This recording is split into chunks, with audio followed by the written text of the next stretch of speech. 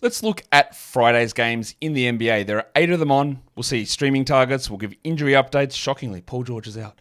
And we'll talk to Michael Bolton.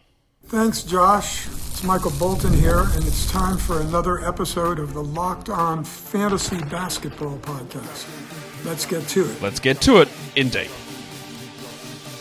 You are Locked On Fantasy, your daily NBA fantasy podcast. Part of the Locked On Podcast Network. Your team every day. Hello and welcome to the Locked On Fantasy Basketball Podcast, brought to you by Basketball Monster. My name is Josh Lloyd and I'm the world's biggest Jason Statham fan, but only for his diving. I'm also the lead fantasy analyst at basketballmonster.com, and you can find me on Blue Sky at joshlloyd.bsky.social, on Twitter at redrock_bball, on TikTok at redrock_bball, and on Instagram at Locked On Fantasy Basketball. Today's episode brought to you by Robinhood.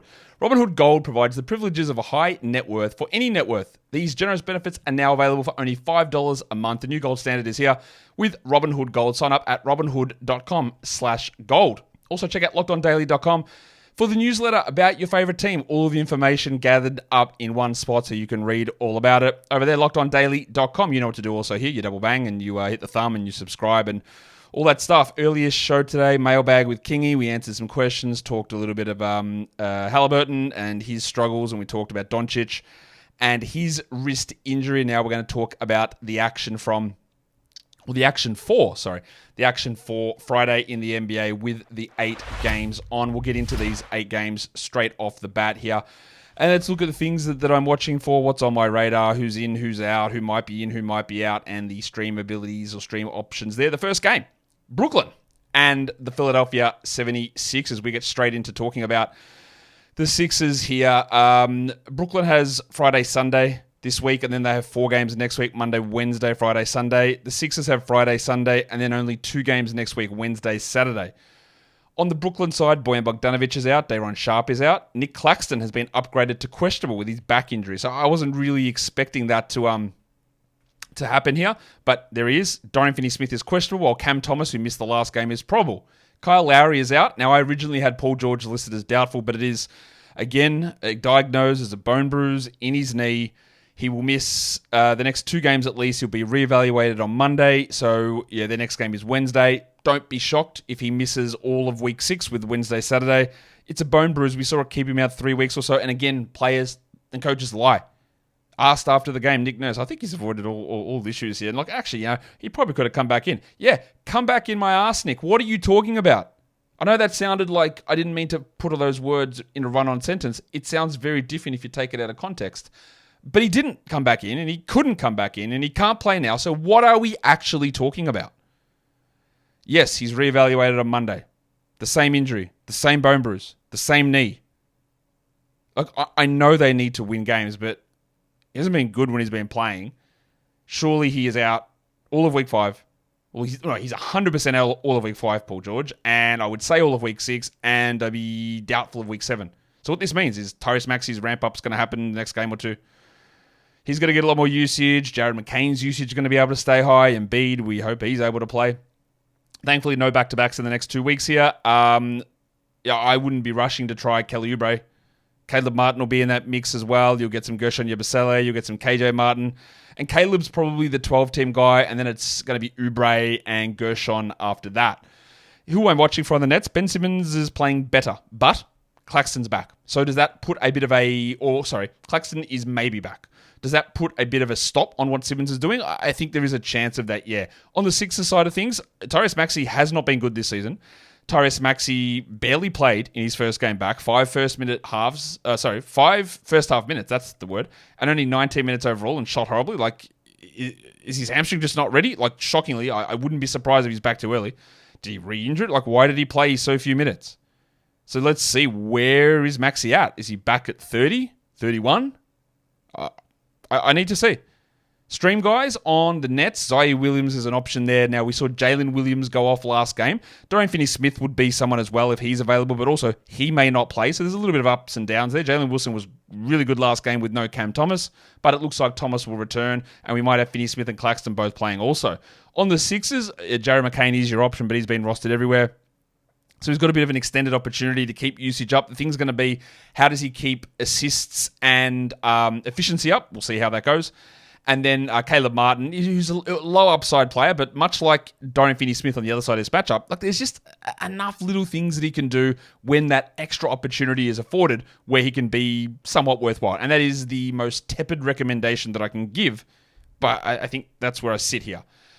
The second game is Boston and Washington. In Washington, this is a gigantic spread, 15-point spread we're talking here. So, be cautious about Celtics and the minutes that they're going to play. I think we're going to have limited minutes for a lot of these Celtics guys. Both these teams go Friday, Sunday, and then it's Monday, Friday, Sunday for Boston, and then Washington plays 3 games the following week, Tuesday, Wednesday, Saturday for next week for the old Wizards as we move into week 6 across the NBA. I'm just going to double check that Washington one. There's something just a bit not right there. No, Tuesday, Wednesday, Saturday is correct. Injury-wise, we are actually looking pretty clean at the moment. It's Porzingis for the Celtics, and then Bilal has been in the concussion protocol after getting that whack in the head, which is what they call it, post-traumatic headache, which... Cool.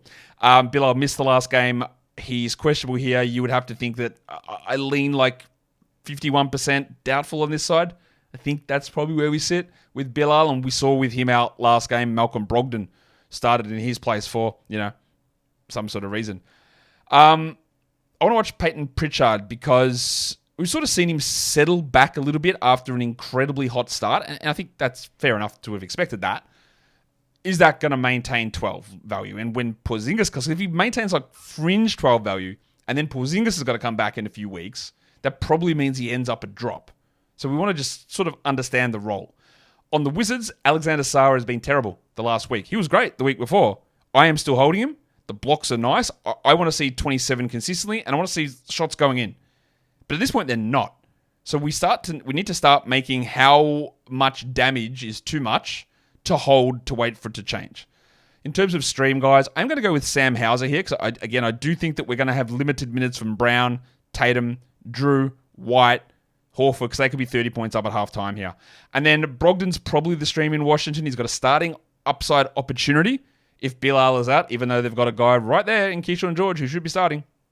But Brogdon's worth a look. You could look at Keyshawn there as well as another option. The next game, we're talking the Warriors and the Pelicans, and I would have loved to have got a little bit more information on this. Just got an update, which I'm sure you'll know by the time we get there. Scotty Barnes is back today for the Raptors. That was sort of our expectation, and that's where we're at.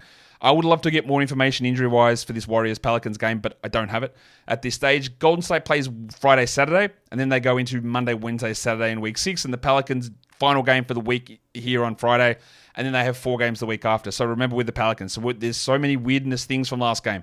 We saw good minutes from BJ Boston again, but we saw an Alfred Payton start. We saw 30-plus minutes and 30-plus points 40 minutes actually, from Antonio Reeves. You saw Jamal Cain and Javonte Green and Jeremiah Robinson-Earl and Trey Jemison playing minutes. But A, there may be a lot of players coming back in this game, and B, that's it for the week. So who's in or out? Well, DeAndre Melton, this will be the last time I mentioned him as an out for the Warriors. He's done for the year. Podziemski got a whack in the face last game. He'd already had the broken nose earlier in the season. He didn't return to the game. I'll put him questionable. I think it's probably more on the probable side, but I just don't know yet. And then for the Pelicans, well, there's going to be no Zion. Very confident there's no DeJounte. Very confident there's no Jose Alvarado. And confident there's no Herb Jones. I don't think there'll be Jordan Hawkins, but it's possible. And then you've got CJ McCollum and Brandon Ingram. I think we are a real chance of CJ McCollum returning here. I don't know that for a fact, but I think there's a real chance. And Ingram missed the last game with bilateral ankle sprains. So apparently he sprained both of his ankles in the same game. I don't know. That smells like bullshit, but I don't know. So you could have, again, look at that last game's box score and 40 minutes of Antonio Reeves and Alfred Payton, but you could have CJ and Ingram, conceivably Jordan Hawkins back, and the other one, Trey Murphy, will be back. He didn't play last game due to rest. By the way, there are also people already dropping Trey Murphy or considering it. They go, man, he doesn't look very good. He's sitting all back-to-backs. He's played 4 games, or 5 games, whatever it is. He's been available for 5 games, and there have been 2 sets of back-to-backs coming off a hamstring injury. It's one of those, again, it feels like an insurance or a stock market disclaimer. Past results do not indicate future performance. Yeah, he sat those couple of back-to-backs. Cool. You're right. He has sat all back-to-backs in his first 5 games. It doesn't mean anything for the rest of the season. That won't be the case all the way through. Will he shoot 32% or 34% from the field? Like, no. So, like, settle. So he'll be back. Ingram might play. CJ might play. Hawkins might play. So all of those guys, it's 100 plus minutes. So your Reeveses and your Paytons and Canes and all those guys probably don't hold on. On the Warriors side, I don't really need to see anything here. Get that garbage out of here. John, you're right. We're getting rid of John Kuminga, but we're always paying attention because, you know, I know there are a lot of people, and I don't think that I know everything. I know you might think that I know that. I don't know everything. I know very little, in fact, about a lot of different things. I don't think Kuminga's that good, but a lot of people seem to think there is something there. I watch him, I go, what am I seeing here? I don't see it overall. But if other people do, then I'm always going to pay attention to see if maybe I'm wrong on that, and maybe he gets pushed into more minutes, and maybe he becomes good. So we watch it. I'm not holding that. On the Pelicans, it is Boston that I want to see. Like, I would say that I like Boston as a player. I do like BJ. And we are seeing like the good, but we're also seeing some of the bad, some of the inefficiency stuff that has come from being forced into this role that really he's not ready for. And when CJ is back, like he's just, and Ingram and Murphy, he's not going to be rosterable. This might be your last or second last call on BJ Boston, honestly. Who's the streams? Well, Lindy Waters has been starting for the Warriors, so he's a shout there. And then maybe it's Elfrid Payton. But Elfrid Payton could also play 0 minutes. Because if CJ, Hawkins, Murphy, Ingram all play, he might get 10 minutes or 0 minutes and just not do a single thing. So we can't get too far out over our skis with old mate Lord Elfrid Payton. Talk about the rest of these games, come back, and then we'll do streams of the day as well. But today's episode is brought to you by Chime. We've all hit that point at some point in our lives where we realize that it's time to start making serious money moves. And you can take control of your finances with a Chime checking account with features like no maintenance fees, fee-free overdraft up to $200, or getting paid up to 2 days early with that direct deposit. You have no monthly fees, you got no maintenance fees, and there's over 50,000 fee-free ATMs that you can use with Chime as well. It helps you progress with a fee-free overdraft up to $200, and your next deposit gets applied to your balance. How it works, you set up a direct deposit in your Chime account, and after a qualifying direct deposit of at least $200, Chime will notify you to enroll in SpotMe. With an activated debit card, Chime will spot you up to $200 when you exceed your balance. Your next direct deposit is applied to your negative balance, and Chime never charges fees or interest for using SpotMe. So make your fall finances a little greener by working towards your financial goals with Chime. Open your account in 2 minutes at chime.com/NBA. That is chime.com/NBA. Chime, it feels like progress.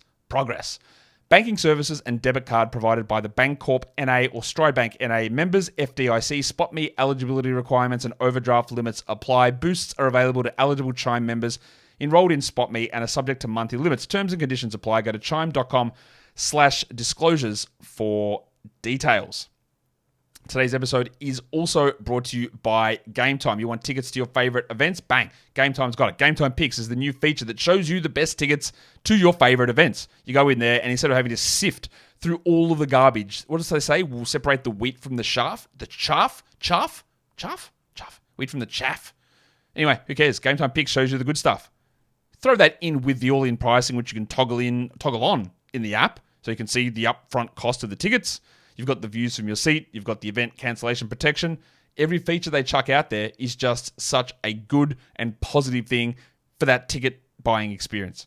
So take the guesswork out of buying tickets with Game Time Picks. Download the Game Time app, create an account, and use the code LOCKEDONNBA for $20 off your first purchase. Terms apply. Again, create the account and redeem the code LOCKEDONNBA for $20 off. Download Game Time today. What time is it? Game time. Okay. Next game.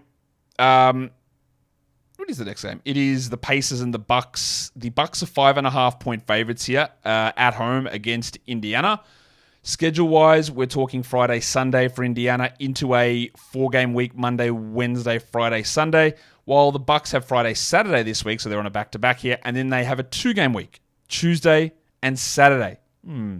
Injury-wise, Aaron Nesmith is out. Andy Nembhard is out. I believe we got an official update on Ben Shepherd. We did. He is questionable. I had him questionable on the side of doubtful. He was questionable last game and didn't play. I actually don't think that he's going to play. We also got Jarris Walker questionable again with an illness. Now, Walker was listed as questionable last game, but played and came off the bench. And yeah, I don't think he was very good in that one. We also actually just got another update. Bilal Koulibaly is off the injury report for that earlier Wizards game, so Bilal is available to play. And Yanni just actually popped up as probable for this game. Chris Middleton remains out, and Ryan Rollins with his I'm definitely good to go next day shoulder dislocation, which Doc Rivers said might cost him the season if he decides to have surgery. So yeah, that's where we're at with that injury, which is definitely not serious and totally okay and ready to go in the next one. What am I watching for? Well, it has to be Halliburton because there's a lot of consternation, a lot of people wanting to move off of Halliburton, which is literally the worst time you could possibly do that. I know he does have a back injury, and I'll say it's the worst time to move off of Halliburton, but what if we could get notification of back injury 2 months out? It's possible. I think it's unlikely, and I think he keeps playing through this, but I also know that he's had some back issues for a long time. And that doesn't mean that you're a 29% shooter. So I do believe that Halliburton is going to improve, but of course he's on the road again. Is this another stinker? I don't know. For the Bucks, Bobby Portis at this point, he's an injury stash guy, and you've got to be just willing to do that because unless Giannis or Brook are out, he does nothing that is useful for 12-team leagues. In terms of stream guys, probably TJ McConnell, more so if old mate Shepherd is out. Obviously, last game they started Quentin Jackson. He went crazy. Now, in that game, be cautious about chasing because he shot 85% or something along those lines. Definitely over 80, which of course has zero shot of holding. And there's not even a guarantee that he starts the next one. He might if Shepherd is out, and he was really good in that game. But I wouldn't get overly excited there. And then Gary Trent is probably the stream for the Bucks, although it could be AJ Green, or it could be Taurean Prince, or you might as well just set your hair on fire, honestly, with a lot of those picks. Blazers. Going to take on the Houston Rockets in Houston. This one, actually, they play each other Friday, then they play each other Saturday as well. So they're back-to-back against the same team. Schedule-wise, we're talking Friday, Saturday for both teams very clearly. They play each other. And then Monday, Wednesday, Friday, Sunday, Portland next week. And just the 3 for Houston, Tuesday, Wednesday, Sunday. Who is out? Matisse Thybulle is out. But we don't know about the Blazers guys. Scoot Henderson left the last game with a thigh issue. I'll put him questionable. DeAndre Ayton's dealing with the finger bruise. I know that sounds bad, but it sounds bad and that it invites a lot of criticism onto him. That's not me. I'm not going to do that. I criticize DeAndre Ayton for never attempting a free throw in a game or never blocking a shot or refusing to even, if you're going to do that and be passive and not get to the rim, then at least go out and shoot threes. That's my criticisms of DeAndre Ayton. I'm not here to tell you whether another man's soft or doesn't care or is weak or anything like that. It's not for me to say. Anthony Simons, I believe, will return. He's dealing with that illness, which again I am almost certain is COVID, and clearly affected his ability to get air into his lungs, and we saw that mid-game, and he's been out for a week. I think he might return, but there is an opportunity here if both Scoot and Simons are out that you get big Delano Banton stuff. So we have to watch that. We also, with the absences of maybe Scoot and maybe Simons, Tamani Kamara continues to do things. I continue to have worries about how it works when players are healthy. He played huge minutes last game, Kamara. Someone asked me, I called him Ansel Adams the other day. Why did I call him that? Well, Kamara sort of looks like camera, and Ansel Adams was the first famous photographer that I could think of. You got Annie Leibovitz, doesn't really roll off the tongue as well as old Ansel here. So, Tamani Kamara is worth it, but his upside, he's a little bit like the old Dorian Finney-Smiths and those sort of Caleb Martin, a little bit better than those guys, but that's the sort of level he's at. Last game was really good for Jabari Smith Jr. I am skeptical that he does it again, but yeah, we watch it, of course, because if he does it again, and if he does play the good minutes and the shooting is more voluminous, because that's part of the reason there's been problems with him, he just didn't take any shots. So if he starts taking more shots and they go in, then we are more interested in it, clearly. The stream guy has got to be Banton, I think, because there's upside for 1 or 2 other point guards to be out. Of course, he might play 5 minutes if they both play, but there is upside there. And then Dylan Brooks has been very disappointing the last 2 games, so I'm hesitant to say that he's a strong streamer because they played him 21, 22 minutes, one with foul trouble, one without.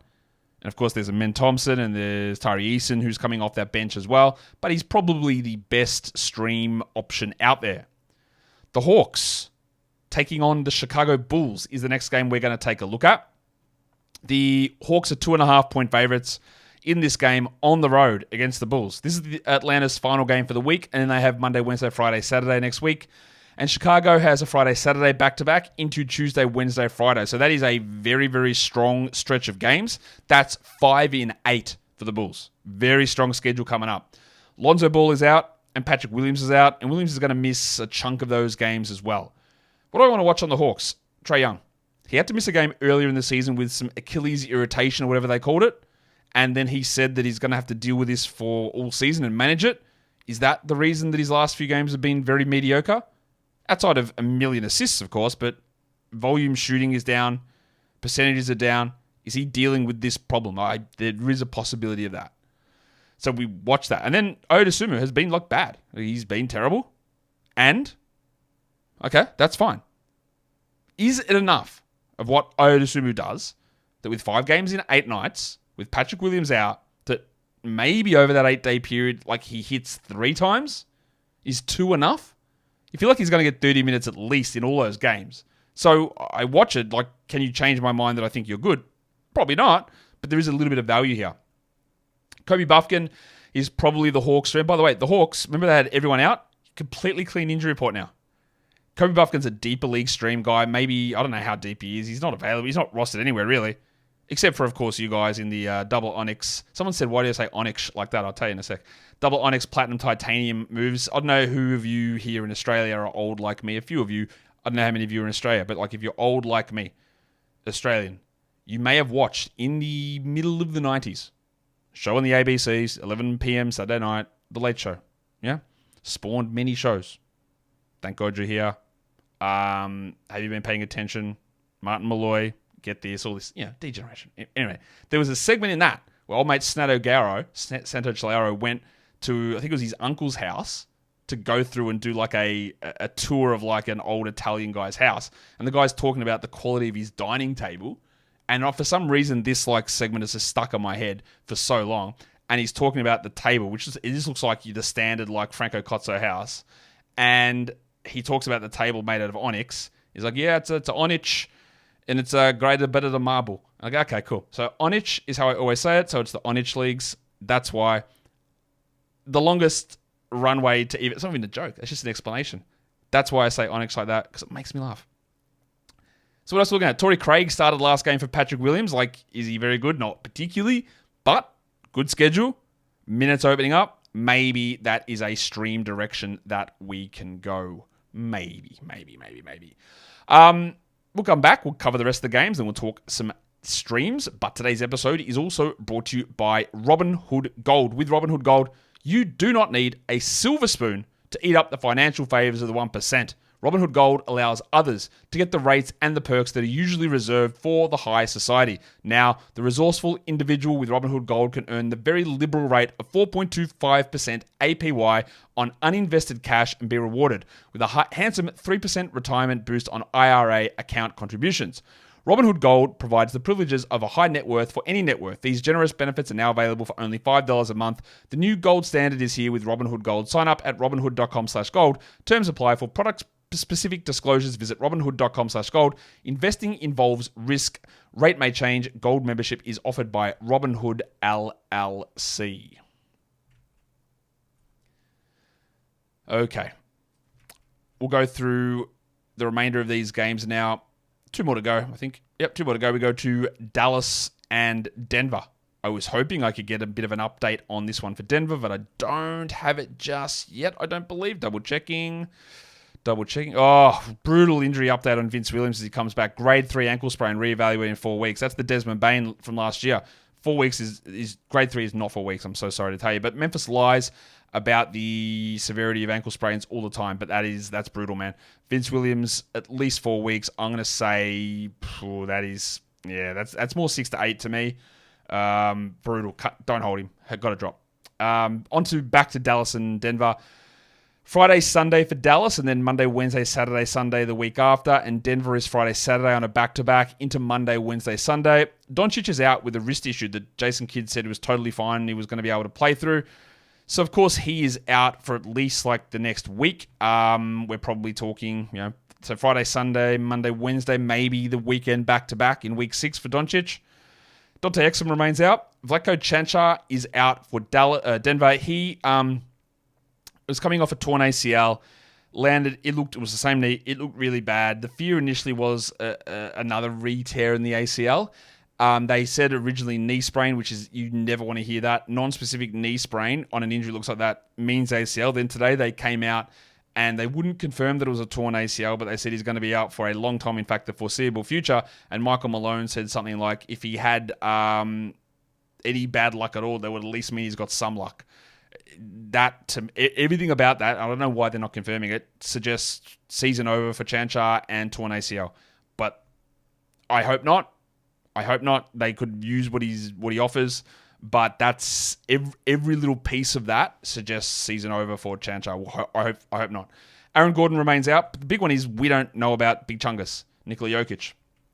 Still out with his personal issues. Again, there's nothing negative about the personal issues. Everything is okay, but he's doing what he needs to do and what the team allows him to do.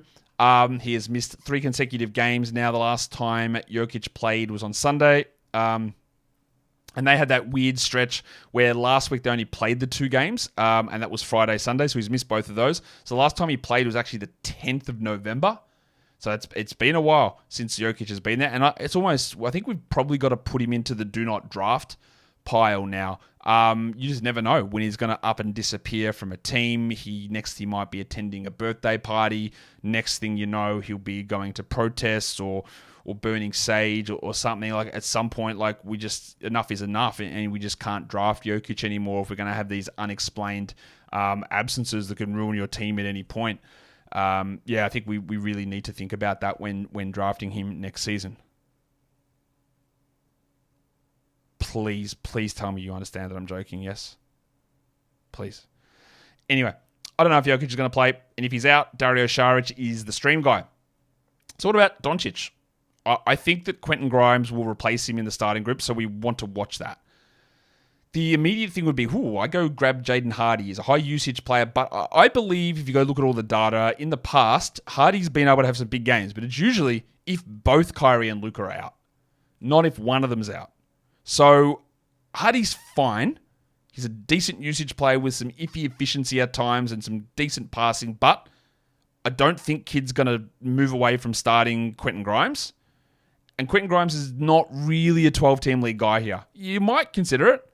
There's a nice little stretch of games here where there's some value. Friday, Sunday, Monday, that's 3 games in 4 nights. So you might consider that there for old mate Grimey. But I wouldn't say that his upside's super high, while Hardy, I think, comes in below that.